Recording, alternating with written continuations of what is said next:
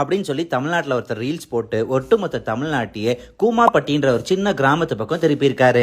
இன்னைக்கு தமிழ்நாடு ஃபுல்லாவே ட்ரெண்டிங் இதுதான். இந்த மாதிரி ஆல்ரெடி 3 வருஷத்துக்கு முன்னாடி ஆந்திரால நடந்துச்சு. சங்காந்தி கோடீஸ்வர் ராவ் அப்படின்னு சொல்லிட்டு ஒரு ஆன்மீக சொற்பொழிவாளர் ஆந்திரால கொஞ்ச நாள் முன்னாடி இன்ஸ்டாகிராம்ல டிவில எல்லாம் தமிழ்நாட்டுல இருக்க அண்ணாமலையார் கோயில், அதாவது திருவண்ணாமலையில இருக்க கோயில் தான் உங்களுக்கு குலதெய்வம். நீங்க திருப்பதியை போய் வணங்குறதோட தமிழ்நாட்டுல திருவண்ணாமலையில இருக்க அண்ணாமலையாரை போய் வணங்குனீங்கன்னா உங்களுக்கு வாழ்க்கையில மோட்சம் கிடைக்கும்னு சொல்லி பேசியிருக்காரு. அதனால கடந்த 3 வருஷமா ஆந்திரா மக்கள் அலையா லட்சக்கணக்கில் டெய்லி திருவண்ணாமலையை நோக்கி படையெடுத்துட்டு இருக்காங்க.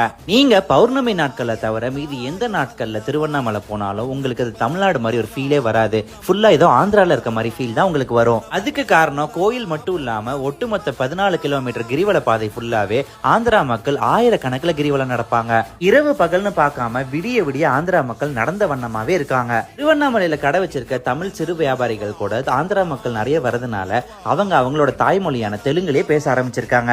அதனால நீங்க சாதா நாட்கள்ல திருவண்ணாமலை போனீங்கன்னா உங்களுக்கு தமிழ் காதுல கேட்கறதே அபூர்வமா இருக்கும். இத்தனை லட்சம் தெலுங்கு மக்கள் திருவண்ணாமலையை நோக்கி வரதுனால திருவண்ணாமலையோட எக்கானமியே பூஸ்ட் ஆயிருக்குன்னு சொல்லலாம். சிறு வியாபாரிகள், ஹோட்டல், ஆட்டோன்னு சொல்லி எல்லாமே டெவலப் ஆயிருக்கு. இன்னொரு பக்கம் பௌர்ணமியில மட்டுமே பிஸியா இருந்த திருவண்ணாமலை இப்ப எல்லா நாளுமே பிஸியா இருக்கிறதுனால அங்க இருக்க பொதுமக்களுக்கு ரொம்ப டிஸ்டர்பன்ஸா இருக்கு. கூடவே கிரிவல பாதையை சுத்தி ஆந்திரா மக்கள் சொத்துக்களும் வாங்க ஆரம்பிச்சிருக்காங்க. இதை பத்தி உங்களோட கருத்தை கீழே கமெண்ட்ல சொல்லுங்க. மேலும் இந்த மாதிரி இன்ஃபர்மேஷன்லாம் தெரிஞ்சுக்க எக்ஸ்ப்ளோர் இந்தியா தமிழ் பேஜை ஃபாலோ பண்ணிக்கோங்க.